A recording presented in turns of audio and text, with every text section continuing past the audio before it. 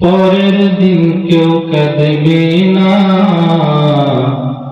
যাদের জন্য করলা কামাই মরলে তারা চিনবে না।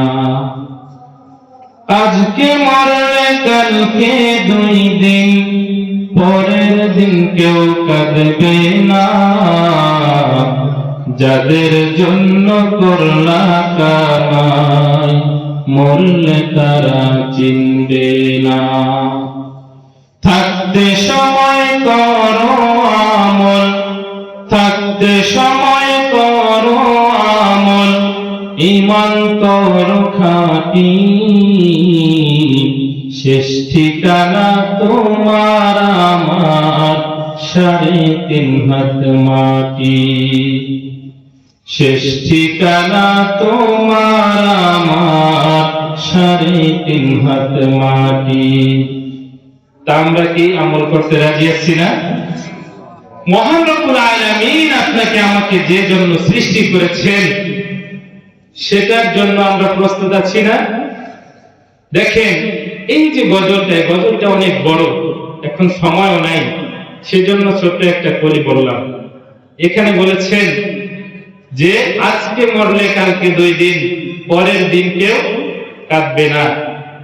দেখেন আপনি আমি যদি আপনার আমার সন্তানকে যদি ঠিক শিক্ষাটা দিতে পারি, এই যে আয়াতগুলো বলেছেন, আয়াতগুলোর একটা সারমর্ম আছে যে নিজে জাহান্নাম থেকে বাঁচবো এবং আপনার পাড়া প্রতিবেশী আত্মীয় স্বজন সকলকে জাহান্নাম থেকে বাঁচাইতে। অনেক জায়গায় দেখেন যাদের ভিতরে ধর্মীয় মূল্যবোধ নাই, তাদের সন্তানেরা তাদের পিতা মাতাকে ঘর থেকে বের করে বৃদ্ধাশ্রমে পাঠিয়ে দেয় না। কিন্তু তাদের ভিতরে যদি ধর্মীয় মূল্যবোধ থাকে তাহলে তারা কিন্তু এই কাজটা করে না। আপনি খোঁজ নিয়ে দেখবেন যাদের ভিতরে ইলমে দ্বীন আছে তারা কখনো তার পিতা মাতাকে বৃদ্ধাশ্রমে পাঠাইবে না। আমার এটা বলার উদ্দেশ্য হচ্ছে আপনার আমার যাদের সন্তান ছোট আছে, আমি বলতেছি না আপনার সন্তানদেরকে আপনি স্কুলে পাঠাইবেন না, এটা বলতেছি না। কিন্তু বর্তমান অধিকাংশ জায়গায় দেখবেন বাংলা, ইংরেজি, আরবি এবং দোয়া মাসালা এইগুলোর সমন্বয়ে অনেক মাদ্রাসা বর্তমান তৈরি হয়েছে। আপনার সন্তানকে আরবিও শেখানো হবে, কোরআনও শেখানো হবে এবং বাংলাও শেখানো হবে। কাজেই এই যে একটা মুহূর্ত সময় আপনার সন্তানকে দ্বীনের শিক্ষা দিবেন, এটাও একটা প্রতিষ্ঠান। এই জায়গায়ও একটা প্রতিষ্ঠান। এই জায়গায় কি শিক্ষা দেওয়া হয় আপনি কিন্তু এর থেকে ভালো জানেন। দেখেন ধর্মীয় মূল্যবোধ যদি জাগ্রত করতে হয় তাহলে আপনার সন্তানকে ইলমে দ্বীন শিক্ষা দিতে হবে, এটা আপনার জন্য ফরজ। তো যাই হোক, আমার আলোচনা চলছিল যে আল্লাহ পাক ডাকতে বলবেন, ও জান্নাতীরা, তোমাদেরকে যে জান্নাতের ওয়াদা করা হয়েছে তোমরা কি সেটা পাইছো? অতঃপর জান্নাতীরা বলবে, আল্লাহ না না, আমরা পাই নাই। আপনি আমাদেরকে দেখার কথা, আপনাকে আমরা দেখতে পারি নাই, আপনার দিদার পাওয়ার কথা ছিল, আমরা পাই নাই, আপনার দিদার পাওয়া আমাদের বাকি রয়েছে। এমন সময় আল্লাহ পাক তার 70,000 নূরের পর্দা থেকে একটা পর্দা সরাইয়া দিবেন। অতঃপর সমস্ত জান্নাতীরা এক পলকে তাকিয়ে থাকবে, তাদের চোখ নিচের দিকে থাকবে না। হাদিসের ভিতরে লেখে যখন তাদের চোখ নিচের দিকে নামবে এমন সময় ফেরেশতারা জিজ্ঞাসা করবে, তোমরা কতটুকু সময় আল্লাহকে দেখলা? তখন জান্নাতীরা বলবে, ও ফেরেশতা, আমরা তো আল্লাহকে মাত্র চোখ যখন মানুষ চোখ টিভিরা তার চোখ যখন পলক মারে এতটুকু পরিমাণ আমরা আল্লাহকে দেখেছি। অথচ হাদিসের ভিতরে লেখে 80,000 বছর পর্যন্ত তারা ওই এক পলকে আল্লাহর দিকে তাকিয়ে থাকবে। অতঃপর আল্লাহ পাককে ওই যুবকেরা, ওই জান্নাতীদের স্ত্রীরা এবং হুরগণ বলতে থাকবেন, হে আল্লাহ,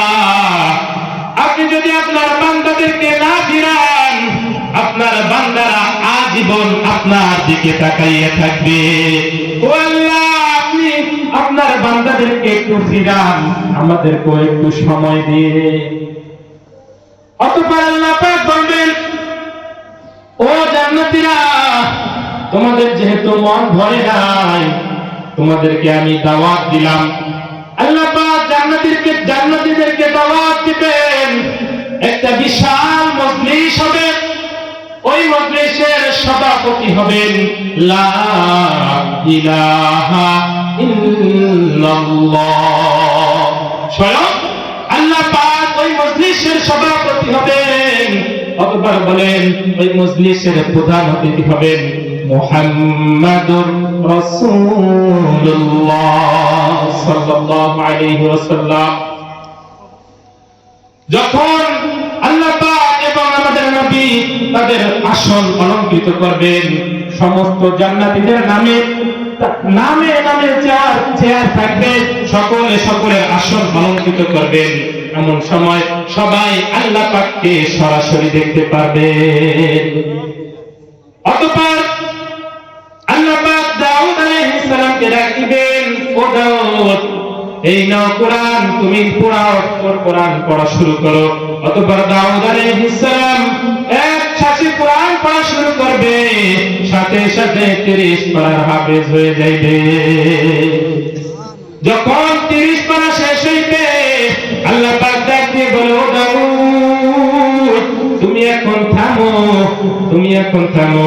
যে এই কোরআনের জন্য কষ্ট করেছেন, যার ওসিলায় এই কোরআন অবতীর্ণ হয়েছে, আমার বন্ধু স্বয়ং এখন তেলাওয়াত করবে।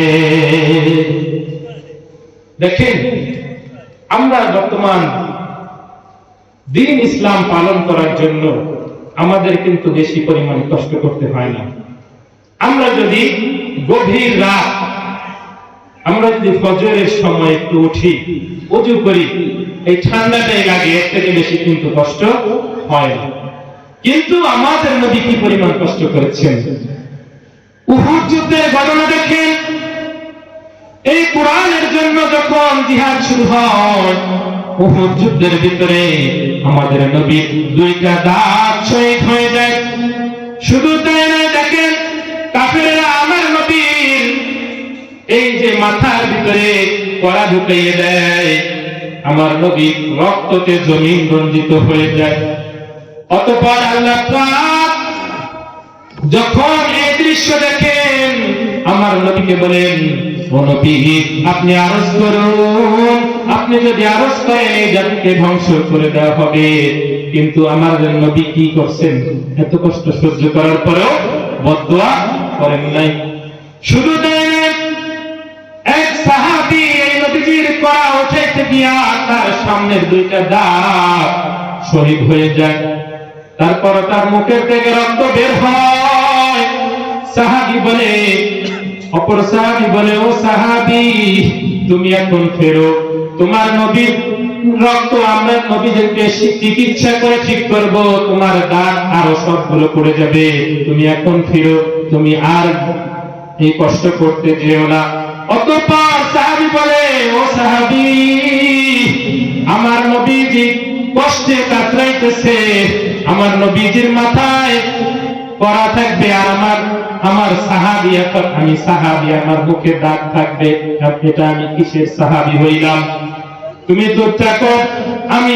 অতঃপর ওই সাহাবী আবার যখন ওই কড়ার মুখ দিয়ে টানতে শুরু করলেন, সাথে সাথে মারির দাগ 2টাও পড়ে গেল এবং নবীজি সাল্লাল্লাহু আলাইহি ওয়াসাল্লামের কড়াটা খুলে গেল। সাহাবায়ে কেরাম কি পরিমাণ কষ্ট করেছেন, নবীজিও কি পরিমাণ কষ্ট করেছেন।